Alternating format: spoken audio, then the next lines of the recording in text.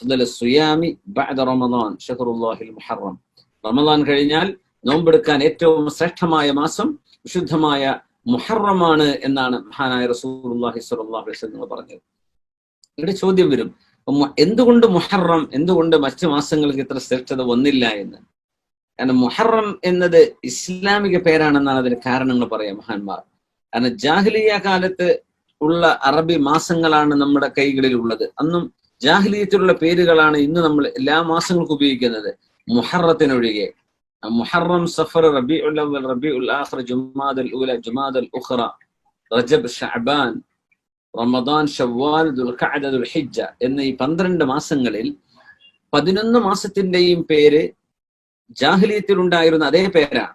ജാഹിലിയത്തിൽ മുഹറത്തിന്റെ പേര് അസ്സഫറുൽ അവ്വൽ, ഒന്നാമത്തെ സഫർ എന്നാണ്.